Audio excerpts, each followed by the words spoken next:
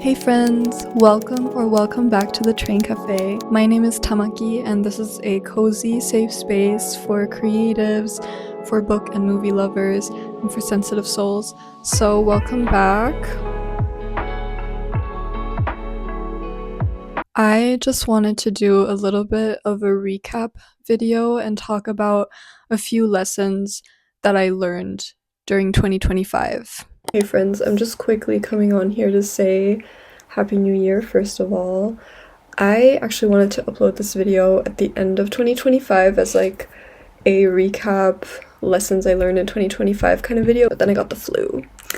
And so I wasn't able to upload it. I wanted to originally just scratch the video, and then I was like, you know what, maybe let's just see this video as some mindset shifts that I'm taking into 2026. So I really hope that they help you for your new year and serve as gentle reminders for 2026. The only way I get through hardship or situations is through journaling and talking about it a lot and trying to find some kind of lesson in it for me. So I just wanted to share a few things that helped me throughout the year, that I learned throughout the year, in hopes that they might help you on your personal journey. I started doing this in my videos.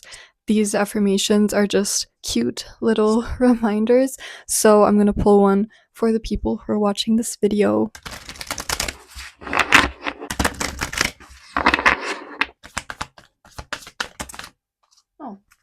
Two cards came out today. I don't need to return to older versions of myself to satisfy people who aren't ready to see how I have changed. And I forgive myself is such a lovely message as well. It's for me, this card is very much about being like, okay, like, also towards the end of the year, even if you didn't reach all your goals or like get everything done or whatever, it's okay. Like, you still did your best. It's also important to give yourself some grace. So I really love these cards. Let's actually get into the lessons. The importance of actually giving yourself time to listen to your inner voice. I'm someone who gets swayed by opinions from the outside very easily. I'm someone that gets swayed on my path as soon as I feel like, oh, should I be doing that? Should I be thinking that? Should I be whatever? And I've come to understand that even even just meditating or like taking a step back and letting it marinate for a few days is so important. Give yourself that trust, because the more you make decisions for yourself, the more confident you'll become in your decisions and the more in tune you'll be with your intuition. So I feel like it's also something that you can train, even if it's difficult for you now. So even with little things, like start to trust, even if you're not quite there yet, start to trust that first thing that comes to your mind, because I really do believe that you cannot steer yourself off path when you're really listening to yourself. The importance of community. This is hands down one of the most important lessons that I've learned this year, honestly. I feel like we just live in a very individualistic society. I feel like it really deflects from the importance of community. I got it into my head that if I don't do it by myself, if I don't succeed by myself, if I'm not that typical girl boss, that somehow my success is less than. Looking back on it now, it makes me really sad that I thought that. We humans thrive from connection, and I thrive from connection. I thrive from community, and I just never want to go back to that mindset of like feeling like I have to do it all on my own. Now I feel so much more secure in the sense that I know that I can actually like build things and do wonderful things with the community around me, and at the same time I know that they'll build me up, I'll build them up. It's like I have that trust, and that is such a beautiful thing, and I never ever would want to trade that for making it on my own. Like, no, I don't want to do that anymore. I'd rather like do amazing things with people I love. Really ask yourself, what do you truly value in life? Like, what are your highest values in life? For me, it's peace. Another one is my morals. And those are two things that I do not want to sacrifice. When I'm kind of tempted to go off my path and I already feel like it's not really good for me, I then ask myself, okay, but like, does this actually align with my values? Does this align with my morals? And if the answer is no, then it's most definitely probably not for me. I'm not saying you can apply this to every situation, of course, but it has helped me in situations where I've had difficulties standing up for myself. Knowing that I value these things so much has made it so much more easy for me to stand up for myself and to say no to things that truly do not align with me anymore. Looking back on it now, I have not once regretted anything where I said no when I felt like it did not align with my values. Honestly, if people fail to see you for who you are or don't try to see you for who you are, let them. And also let them go. I've just realized that, like, at the end of the day, I can't force people to truly like me for who I am, and I can't force people to treat me correctly. Of course, you can always have, productive conversations with people and stuff like that, but at the end of the day, like, I can't force someone to be someone they're not in order for me to fit in, if that makes sense. I don't have to mold myself into someone that I'm not just in order to fit in. If there are people in your life that don't see you for who you are, and that constantly make you feel like you're wrong, then maybe they're not the people for you. Doesn't mean that they're bad people, it just means it just doesn't work out. Sometimes the only thing you can do to protect yourself is to walk away. Sometimes when you hold on to things with so much stress because you want it to work out so badly, it doesn't really hinder you from losing that thing. It just kind of prolongs the process until the inevitable happens. I've just had multiple situations where I kept fighting for something to work because I wanted it to work so badly. Like, I thought, this is it, I need this to work out. But I felt during the time where I was trying to make it work, I constantly felt this pit in my stomach. For me personally, like, I believe that it's so okay, like, take the time that you need in general. I think sometimes we just need longer to understand when a situation isn't for us anymore. But I really learned this year that sometimes the most productive thing that you can do, or like the best thing to move you forward, is to walk away from something else. Some friends and some people in your life are really seasonal. They're not gonna be in every chapter of your life, maybe just in a season of your life. I just have friends that I met in, like, right when I got out of school. They're lovely people, no doubt about it, but we grew apart. And honestly, like, it hurt me so much for months, and each time when I met them, I would cry afterward because I felt so sad about the fact that we were just not on the same page anymore. I kept trying to find a reason for what went wrong, but I just had to accept that some people truly are there in a season of your life. For me now, I just feel like those people had a really special place in my life at that time, and in that sense they will always have that special place. Doesn't take away from the nice memories that I had with them, or it doesn't make the friendship less worthy. It was still a lovely friendship, and for that I'm grateful. Social media numbers do not define your worth. At the beginning of the year, I was just so stressed about numbers. I was so scared of doing bad numbers on social media that I kind of forgot that that's really not the point when doing social media, at least not for me, because I'm not doing it as a job. I'm doing it because I want to create. Social media can never define my creativity or who I am, because it cannot take that away from me. Social media cannot take my creativity away from me, and numbers do not define my creativity. So if I start to say that I need to have a certain amount of number, or the algorithm, blah blah blah, then I'm really deflecting from the fact that in the first place I'm creating. And as long as I'm happy with the things that I'm creating, and as long as I am reevaluating for myself the path that I'm on, that's enough. I think it's so important to keep coming back to your why and not let a number define your talents and your creativity. If I want to be a writer, and if I want to call myself a writer, then I have to actually see myself as a writer and take myself seriously as a writer. For a long time, I've been telling myself that I am a writer and that is like my priority. But I wasn't seeing myself as a writer, I wasn't taking myself seriously as a writer, hence I wasn't acting on it and actually being a writer.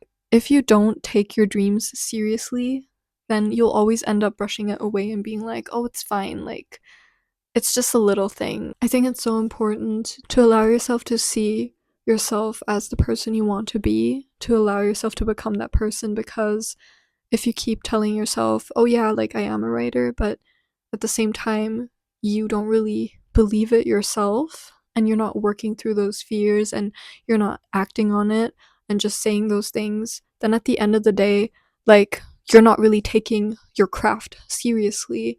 And so for me, it's been really helpful to be like, you know what, I am a writer and I want to see myself as a writer. And what does that mean? And for me, it means having a writing routine. For me, it means not hiding away from saying I am writing a novel, because oftentimes I would be like, oh, it's just like whatever, and I feel like I sometimes still do that, and I don't want to do that anymore. I want to stand there and be like, I am a writer and I am writing a novel and I want to take myself seriously. Setbacks are mirrors to my soul, and they're here to redirect me. I think we all dread setbacks, obviously. We want to succeed, we want to move forward in life. Anything that makes us feel like we're stepping back feels like a major failure. I've come to realize that, like, setbacks really are just a way to mirror something back to you, a mindset you have to shed, or a path that's not right for you, a person that's not right for you, whatever it is. I feel like setbacks are really not about pulling you back. They're really about showing you something beneath the surface that you might have failed to see before. Every time I feel like I have a setback, or I feel like I'm stuck, or I'm taking a step back or something, I just kind of stop and think, okay, but like, what does this say about me? What have I been saying to myself about the situation? I might have to look out from a different angle, or I might have to reflect about something in order to move forward again. So truly, I feel like setbacks are so good in some ways to redirect and reflect, and it's not really something that actually holds you back in the grand scheme of things. It is okay to change. Everything constantly evolves and changes. Don't feel like you have to hold yourself back. Don't feel like you have to stay the same person in order to accommodate someone else. Don't feel like you have to present yourself as a certain person just so someone else feels comfortable. And don't be afraid to, learn more about yourself. Don't be afraid to show more sides of yourself. Don't be afraid to show up in a different way than you did before, if that's right for you. Like, I've had situations where I was like, you know what, I feel like going in this direction. People have questioned me often and be like, why are you doing this? Like, this makes no sense. And some people, I think, have a hard time accepting that people change around them. For me, now I'm just like, I'm not afraid of changing anymore, and I'm not afraid of people looking at me differently if I am, aligned with myself and with my own path. There is so much magic around you all the time. Something that I learned towards May.